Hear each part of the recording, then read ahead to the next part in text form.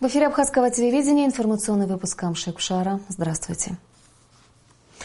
Леонид Чамагуа зарегистрирован депутатом Народного собрания Республики Абхазия от Гудаутского избирательного округа номер 17. Об этом сообщает Центральная избирательная комиссия республики. Президент Рауль Хаджимба провел совещание, посвященное состоянию дороги к Кадорскому ущелью Гулрипш-Южный приют. Президент дал поручение премьер-министру поставить вопрос о включении ремонта дороги в повестку межправительственной комиссии по социально-экономическому сотрудничеству между Абхазией и Россией. Рауль Хаджимба также поручил секретарю Совета безопасности Мухаммаду Килба обсудить с секретарем Совета безопасности Российской Федерации Рашидом Нургалиевым данный вопрос, учитывая, что участок дороги является стратегически важным. Как сообщил директор госпредприятия «Абхазберегозащита» Игорь Казанба, на участке дороги расположено 22 моста, ни один из которых не соответствует нормативам. Кроме того, в аварийном состоянии находится 2 туннеля. Громкое уголовное дело о смерти пациентки Сухумской инфекционной больницы Лианы Тодуа, в котором обвиняется бывший главный врач медучреждения Нателла Паписимедова, вернули на доследование. Такое решение приняла сегодня судья Сухумского городского суда Мадина Лазарева. Обвинение не согласно с принятым определением и намерено обжаловать его в Верховный суд. Что послужило поводом для возвращения дела на доследование спустя 9 месяцев судебных разбирательств, выясняла Нисфа Аршба. 4 дня в совещательной комнате. Именно столько времени для принятия решения о возвращении уголовного дела на доследование понадобилось судье Мадине Лазаревой. 1,5 месяца изучения дела, более 7 месяцев судебных разбирательств за спиной у участников процесса. Оставалось последнее – допрос подсудимой и прения сторон. Однако судья Мадина Лазарева принимает решение вернуть дело на доследование. При решении вопроса о мере пресечения в отношении Паписимедовой суд считает необходимым оставить ее прежней в виде подписки о невыезде и надлежащем поведении, поскольку обстоятельства, послужившие основанием для ее избрания, не изменились. На основании изложенного и руководствуясь статьями 237 и 256 Уголовно-процессуального кодекса Республики Абхазия, суд постановил возвратить уголовное дело номер 1/47 по обвинению Паписимедовой Нателлы Михайловны в совершении преступления, предусмотренного частью 3 статьи 295 Уголовного кодекса Республики Абхазия, военному прокурору Республики Абхазия для устранения препятствий его рассмотрения судом по основаниям, изложенным в мотивировочной части постановления. Обвинение не согласно с определением суда и в обязательном порядке будет его обжаловать. У Генеральной прокуратуры вызывает недоумение то обстоятельство, что суд все эти месяцы, рассматривая уголовное дело, изучая его еще на стадии ознакомления с материалами, не обратил внимания на противоречия, которые мешали принятию законного приговора. Мы не согласны категорически с этим решением. Будет поставлен вопрос перед квалификационной коллегией судей о наказании судьи, так как необоснованно судья довела данный процесс до прений сторон и на завершающей стадии вернула нам дело. Хотя, согласно статье 237, имела право это сделать на предварительном слушании еще в сентябре 2016 года, если она увидела эти нарушения бы тогда. Потерпевшие уверены, что решение вернуть на доработку уголовное дело возникло не просто так. Каждое преступление имеет свой срок давности. У обвинения в преступлении против государственной власти 5 лет. Срок, после которого Нателла Паписимедова будет освобождена от уголовной ответственности, пояснил адвокат потерпевшей стороны. В самое ближайшее время Генеральная прокуратура обжалует определение судьи Мадины Лазаревой. В случае, если Верховный суд поддержит обвинение и отменит решение суда первой инстанции, рассмотрение дела продолжится, но уже в другом составе суда. Нисфа Аршба, Стамур Гошба, Беслан Шхинджерия, Абхазское телевидение. Абхазская молочная продукция Амазара поступит на полки местных магазинов уже в конце следующего месяца. К началу летнего сезона будет запущен Сухумский молочный завод. Премьер-министр Беслан Барцец и министр экономики Адгур Ардзанба посетили молокозавод, попробовали ахарджи и высоко оценили качество. Подробности в материале Ренаты Шакая. Единственный в Абхазии молочный завод, закрывшийся в 2013 году, вновь заработает к началу лета. Сейчас на заводе находятся приглашенные технологи. Наши граждане снова смогут покупать местную молочную продукцию. Кроме того, с запуском предприятия появятся и рабочие места. На первом этапе это 15 рабочих мест, дополнительно 12 уже к концу года. В совокупности до 30 рабочих мест с хорошей заработной платой. Мы изначально подошли к этому таким образом. Премьер-министр нас поддержал в этом, что заработная плата здесь достаточно высокая на уровне рынка. То есть вот, это порядка средняя заработная плата 25-30 тысяч рублей. То есть это вот какая по тем компетенциям, которые здесь есть на рынке, сегодня на рынке труда, именно такая заработная плата, с учетом того, что возможны и премиальные выплаты и так далее. Именно такой подход, на наш взгляд, даст уже и качественный результат, потому что сотрудники должны быть промотивированы. Предприятие, которому больше полувека, капитально отремонтировано в рамках комплексного плана содействия социально-экономическому развитию республики еще в 2012 году. На ремонт и оснащение современным оборудованием было потрачено 120 миллионов рублей. Однако завод проработал всего 10 месяцев и закрылся, поскольку при его строительстве и ремонте были допущены ошибки технологического характера. В запуске молзавода помогают иностранные специалисты, которые разработали технологический план переоснащения и реанимации этого предприятия. Оно остается государственным. На первом этапе планируем выпускать на этом заводе 4 вида продукции: кефир, сметана, йогурт и ахарджа. То есть это наш национальный тоже продукт. На втором этапе уже в середине лета планируем уже мороженое. А первый этап уже мы планируем во второй декаде июня. Я думаю, что если все пойдет по плану, продукция уже окажется на полках. Премьер-министр Абхазии Беслан Убарцыц показали, как сейчас работает оборудование.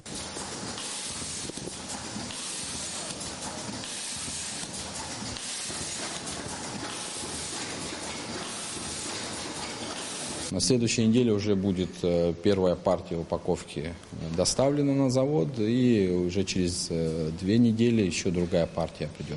То есть продукция будет упакована в бумажные пакеты и в пластиковые стаканы, так же, как и остальная продукция представлена на рынке. Упаковка одна из самых лучших, которые есть. То есть на этом мы не экономим. Сырье одно из самых лучших, качество продукции должно быть очень хорошее. И по цене на рынке наша продукция, я думаю, что будет выигрывать в ценовом плане тоже. Молочный завод соответствует всем нормам. Налажена пожарная и вентиляционная системы, а самое главное – лаборатория.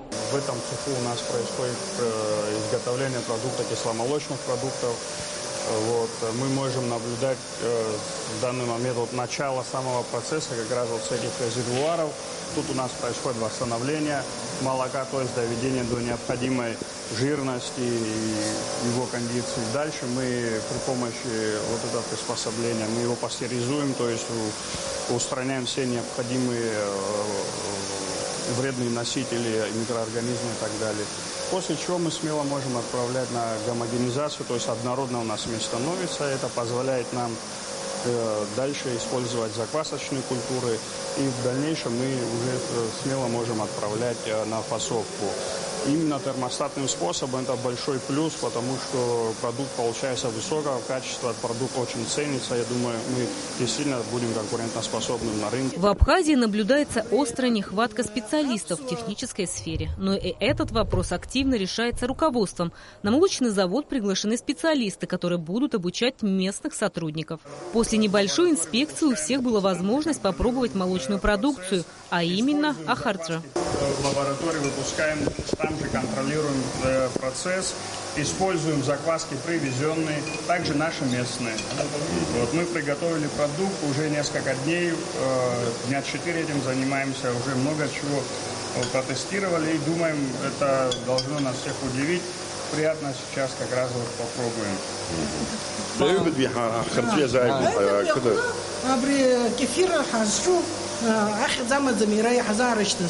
وبري حقيقة زوب من كثير نيبقى خجك فيخ جدامو ححطونا سجبوتا تشوف خجك حمقيني وقتا بري جم ححتوى جي حاجة Технологи не стали раскрывать все секреты, но заверили в том, что качество продукции будет самое высокое.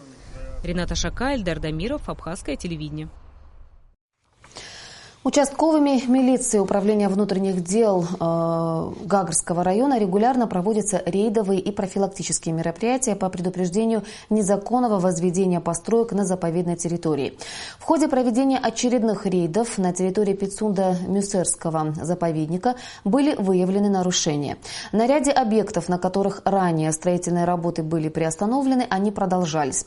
Лица, осуществляющие строительные работы, предупреждены об административной и уголовной ответственности. Об этом сообщает отдел информации Министерства внутренних дел Абхазии. Делегация Торгово-промышленной палаты Абхазии отправилась во Владимирскую область для участия в выставке в рамках 5-го Владимирского межрегионального экономического форума «Золотое кольцо России-50. Предпринимательство и туризм. Инвестиции в будущее». В форуме принимают участие представители Чили, Венгрии, Китая, Франции, Болгарии, Польши, Бельгии и другие. В рамках форума проводится выставка туриндустрии и продукции лидирующих компаний региона, на которой представлен павильон Республики Абхазия. На форуме была проведена презентация экономического и туристического потенциала Абхазии, который вызвал живой интерес со стороны стран-участниц форума.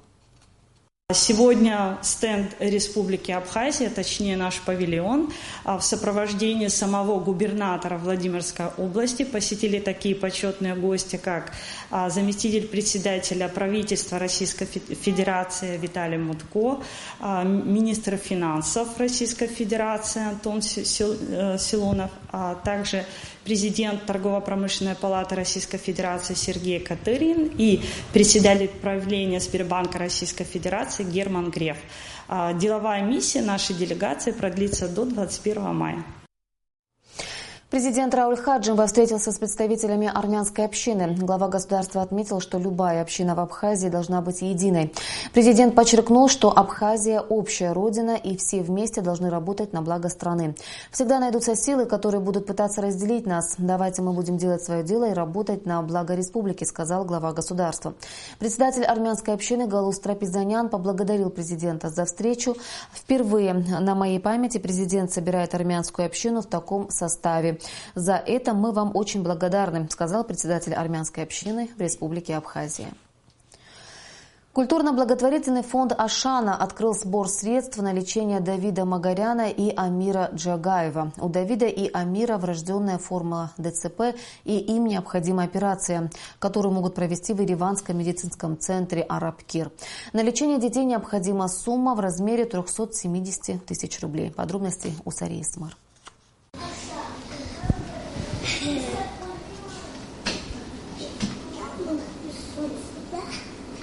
Этот жизнерадостный мальчик с необыкновенно большими глазами Давид Магарян. В свои 7 лет он любит рисовать, заниматься лепкой из пластилина, кататься на велосипеде и весело проводить время со своими друзьями во дворе. Давид уже ходит в школу, но его жизнь не такая обычная, как может показаться на первый взгляд. У мальчика ДЦП. Многолетние курсы лечения, посещение невропатолога, бесконечные массажи не дают нужного результата. При ходьбе мальчик сильно прихрамывает, а паралич правой конечности позволяет только с трудом удержать ложку в руке.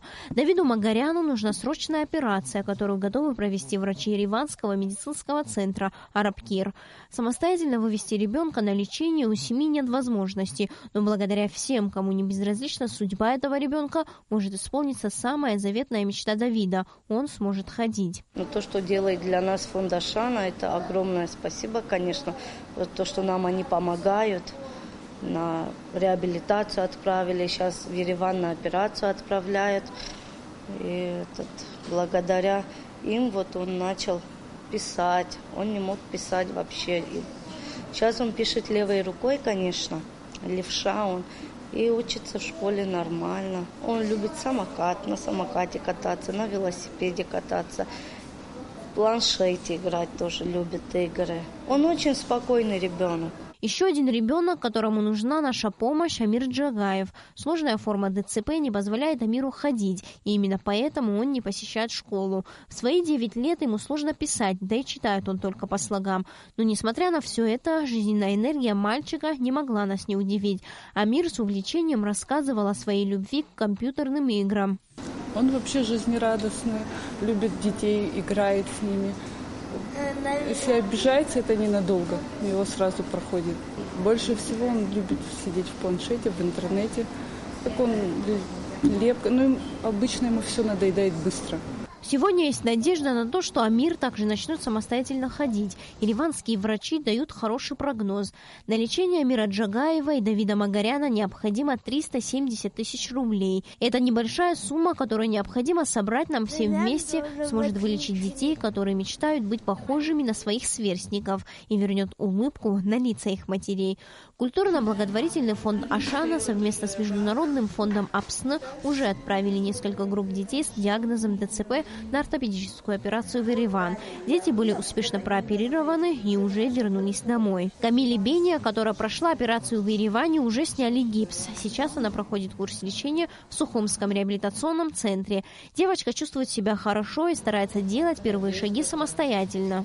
Сейчас я чувствую себя намного лучше, чем тогда. Сейчас я начала хорошо ставить ногу, а тогда я плохо ставила. Сейчас походка у меня хорошая, я осанка тоже. Помочь этим детям в наших силах. Для этого нам необходимо отправить сообщение с текстом «Добро» на номер 5050. Для нас это всего лишь сообщение, а для этих детей это шанс на здоровую и счастливую жизнь. Сария Смыр, Саида Гухава, Абхазское телевидение. Абхазские музеи приняли участие во всемирной акции «Ночь в музее». Столичные музеи бесплатно открыли свои двери всем желающим. Для посетителей была подготовлена праздничная программа. В акции принял участие и президент республики Рауль Хаджимба. 18 мая, в Международный день музея, вот уже третий год подряд проводится акция «Ночь в музее». В этот день двери музея открыты для всех желающих. Несмотря на позднее время, в Абхазском государственном музее было многолюдно. Сюда пришло большое количество ценителей абхазской культуры и искусства. В залах отдела природы для маленьких посетителей прошли интерактивные игры. На втором этаже была выставка под названием «Природа Абхазии глазами художников», на которой экспонировалось более 20 картин. Хотим показать все экспонаты, которые у нас и в фондах находятся, и в экспозиции экспонируются. У нас 4 отдела, и очень насыщенные экспозиционным материалом. А сегодня все-таки мы решили при всем при этом показать то, что у нас еще хранится в фондах, и то, что не представлено в стационарной экспозиции. Посетителям представили одежду ручной работы и домашнюю утварь столетней давности. Здесь же был расположен стенд с почтовыми марками, на которых были изображены выдающиеся представители абхазской диаспоры в Турции. Главный музей столицы посетил президент страны Рауль Хаджимба. С большим удовольствием я принимаю уже второй раз участие в этой акции. И очень верю и надеюсь в то, что эта акция будет иметь продолжение. И верю в то, что количество экспонатов, интересных для Абхазского музея, не как для только самих работников, а те, кто приходит сюда посмотреть на эти экспонаты, будет возрастать. В литературно-мемориальном музее имени Дмитрия Гулия для школьников и студентов были проведены обзорные экскурсии. В стенах музея звучала классическая музыка в исполнении ансамбля «Капричио».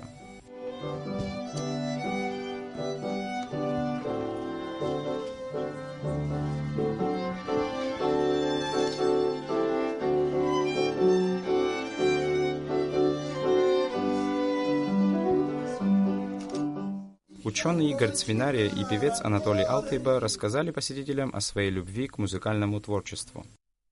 Что касается нашего музея, это литературный музей, и потому в основном акцент сделан на литературу, на искусство сделано. И в связи с этим сегодня у нас сейчас буквально в эти минуты, уже позднее время, но народом очень много. В музее боевой славы играл военный оркестр Министерства обороны под руководством дирижера Давида Терзяна. В перерывах между песнями проводился конкурс на знание истории Абхазии. Отличившихся награждали памятными подарками. Мы совместили тут два дела. И такое развлекательная немножечко, программа. И лишний раз показать, что мы имеем, что мы собрали,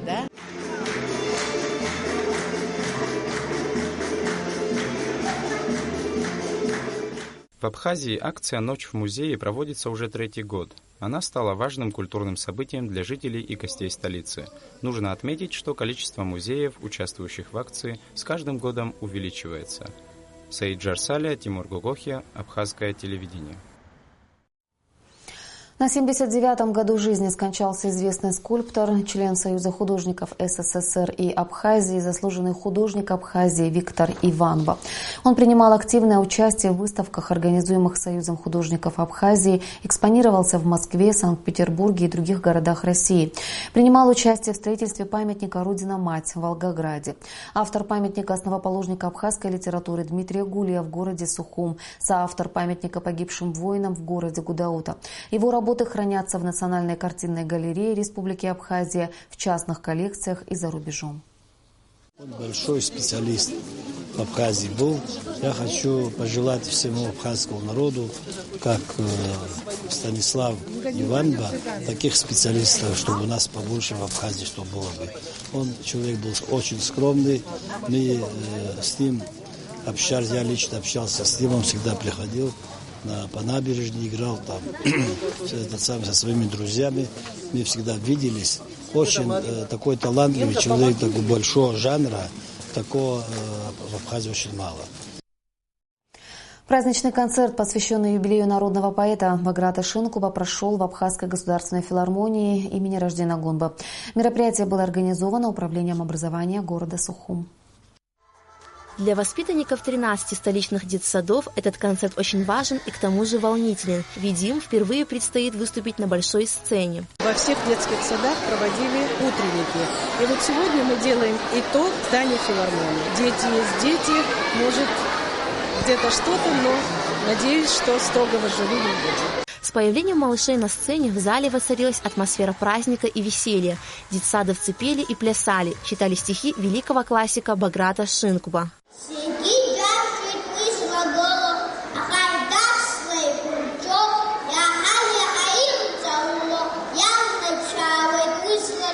Каждый из малышей к своей роли отнесся с большой ответственностью. Восторженные зрители с большим умилением смотрели на выступления детей.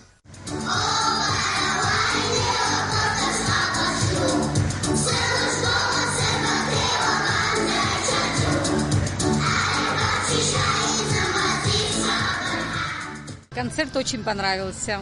Чудесный, детки чудесные, очень хорошо выступили, молодцы. Такие маленькие, такие молодцы. По окончанию праздничного концерта, посвященного юбилею Баграта Шинкуба, всем детсадовцам вручили грамоты и памятные подарки. Алика Трапш, Саида Гухава, Абхазское телевидение.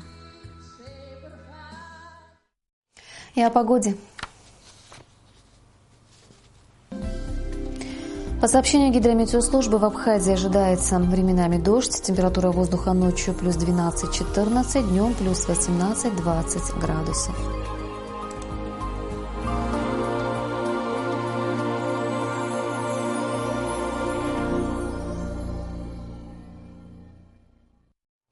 Информационный выпуск завершен. Я прощаюсь с вами. До встречи в эфире.